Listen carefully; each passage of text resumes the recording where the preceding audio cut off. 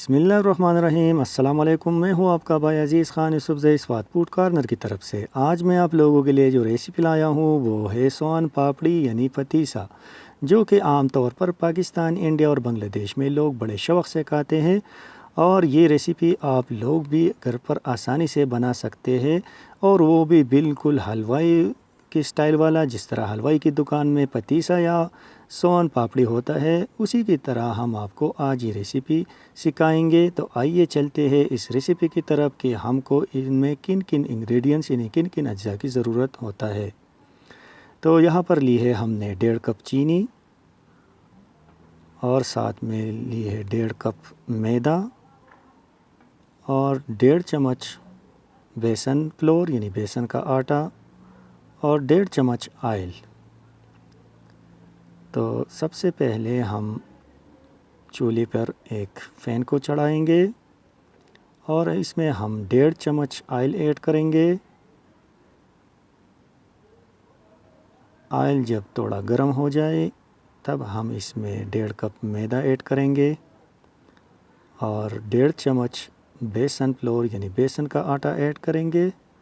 और इस मिक्सचर को आपने जब पकाना है तो बिल्कुल लो आंच पर पकाना है, क्योंकि हमने इसको ब्राउन शेप में कलर में यानी चेंज करना है ताकि ये ब्राउन हो जाए। तो आप लोगों ने फ्लेम को बिल्कुल लो रखना है, क्योंकि ये जल भी सकता है। तो अभी इसको तकरीबन 10 से 12 मिनट हो चुके हैं और ये अभी बिल्कुल तैयार है हमारा ये मिक्सचर। तो अब हम इसको एक प्लेट में शिफ्ट करेंगे और यहाँ पर हमने फ्लेम को ऑफ किया।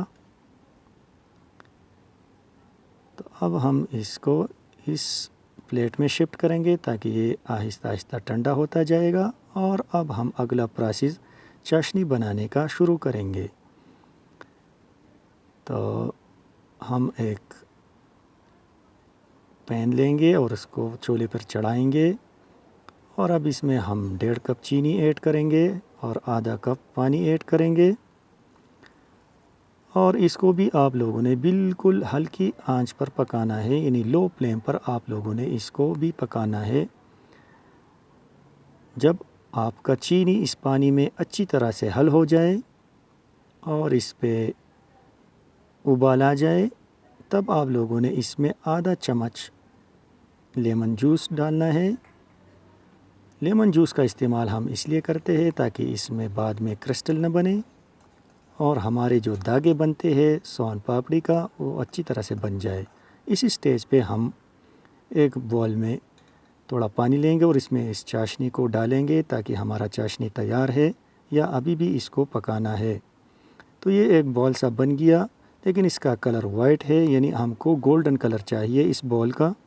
और इसमें अगर हम इसको स्ट्रेच करेंगे तो इसमें दागा भी नहीं बनेगा, ये क्रिस्टल से बनेंगे।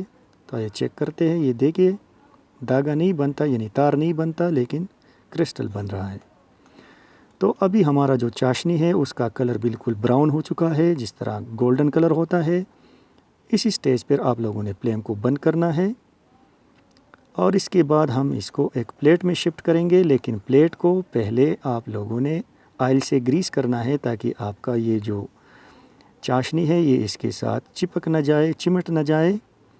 तो अभी ये मिक्स हो चुका है अच्छी तरह से, और हमने इसको 2-3 मिनट के लिए इस प्लेट में इसको इस तरह छोड़ा था। 2-3 मिनट गुजरने के बाद हम अभी इसको इस तरह साइडों से सेंटर पे इकट्ठा करेंगे और इसको थोड़ा इंतज़ार करेंगे ताकि ये थोड़ा ठंडा हो जाए। और जब हम इसको हाथों के ज़रिए उठाएंगे तो तब आपने लोगों ने हाथों पर ऑयल लगाना है, क्योंकि ये गर्म होता है और हाथ जलने का ख़दशा होता है। और इसको इस तरह से स्ट्रेच करना है और फिर बेंड करना है। तकरीबन 20 से 25 मरतबा आप लोगों ने ये अमल दोहराना है हर बार, ताकि इसका कलर बिल्कुल गोल्डिश हो जाए, यानी गोल्डन कलर में ये शेप इसका आ जाए। ये देखिए इसका कलर बिल्कुल गोल्ड हो चुका है, लेकिन अभी भी हमने इसको 2 से 3 मरतबा और इसको इस तरह स्ट्रेच करना है और बेंड करना है।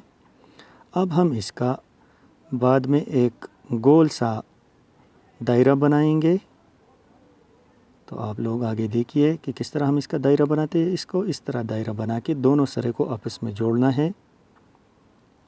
اس طرح جوڑ کے آپ لوگوں نے میدے کو ابھی اٹھانا ہے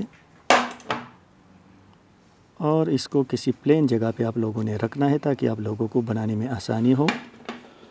اب ہم اس کے اوپر اس کو اسی طرح سے یہ میدہ چڑکائیں گے، اس کو ایڈ کریں گے اور اس کو تھوڑا نرم ہاتھوں سے دبانا ہے تاکہ یہ جو ہمارا میدہ ہے یہ اس کے اندر ابزارب ہو جائے۔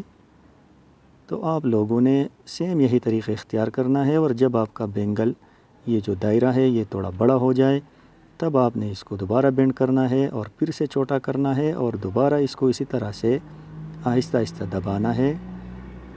پہلے سٹارٹ میں آپ لوگوں نے اس کو آرام آرام سے دبانا ہے کیونکہ یہ ابھی گرم ہے، خود بخود پھیل جاتا ہے، یعنی آرام سے پھیل جاتا ہے، لیکن بعد میں یہ جب ٹھنڈا ہو جاتا ہے تب اس کا پھیلنا بہت مشکل ہوتا ہے۔ تب اسی ٹائم ہم نے تھوڑا اس کو زور لگانا پڑتا ہے، اسٹریچ کرنا پڑتا ہے، اور ہر بار جب بھی آپ نے اس کو اس طرح گھمانا ہے یا اسٹریچ کرنا ہے تو لازم آپ لوگوں نے یہ میدہ ایڈ کرنا ہے تاکہ یہ اس کے اندر ابزارب ہو جائے، یعنی مکس ہو جائے، اس کے اندر بالکل چلا جائے، تاکہ یہ جو بعد میں داغے بنتے ہیں سون پاپڑی کا یا پتیسے کا وہ بالکل جب بنے گا تو بالکل ایسا بنے گا جس طرح کاٹن کے داغے ہوتے ہیں، بالکل وائٹش کلر کا انشاءاللہ بنے گا۔ تو یہ پروسیس اور یہ جو ابھی ہم کر رہے ہیں یہ سب سے مشکل پروسیس ہے اس ریسیپی میں، باقی انشاءاللہ آپ لوگ سیکھ جائیں گے۔ اگر ایک مرتبہ آپ لوگوں سے اس میں کچھ غلطی بھی ہو جائے تو انشاءاللہ دوسری مرتبہ آپ لوگ بالکل پرفیکٹ اس کو بنائیں گے، اس سون پاپڑی کو۔ تو آپ لوگوں نے سیم یہی طریقہ کرنا ہے، اور ابھی یہ چینی ہمارا تھوڑا ٹھنڈا ہو چکا ہے تو اب ہم اس کو اس طرح اسٹریچ کریں گے تاکہ اس کے داغے بنے، اور ساتھ ساتھ میں آپ لوگوں نے اس کے اوپر یہ جو میدہ ہے اس کو اوپر آپ لوگوں نے چڑکانا ہے۔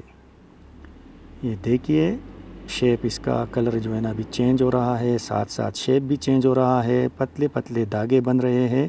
جس طرح حلوائی کی دکان سے آپ لوگ سون پاپڑی یا پتیسہ لیتے ہیں تو وہ بھی سیم اسی طرح کلر کا ہوتا ہے، وائٹ کلر کا، تو یہ بھی انشاءاللہ وائٹ کلر کا بنے گا۔ تو یہ دیکھیے بالکل اس سٹیج پہ آپ لوگوں نے اس کو اسی طرح سے کھینچنا ہے، اسٹریچ کرنا ہے، یہ دیکھیے، اور اس کے داغے بھی آپ لوگ دیکھ سکتے ہیں، بالکل ہلکے پتلے پتلے داغے بن گئے۔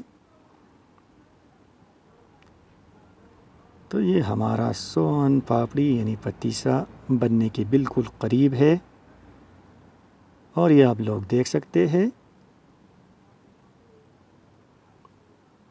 یہ دیکھیے اس کا کلر بالکل کاٹن جیسا وائٹ آ گیا۔ اب ہم اس کو پلیٹ میں شفٹ کریں گے۔ یہ دیکھیے اس کو تھوڑا اس طرح کھول لیں گے کیونکہ یہ ابھی تھوڑا تھوڑا اس میں گرمائش ہے تو یہ چپک جاتا ہے ایک دوسرے کے ساتھ۔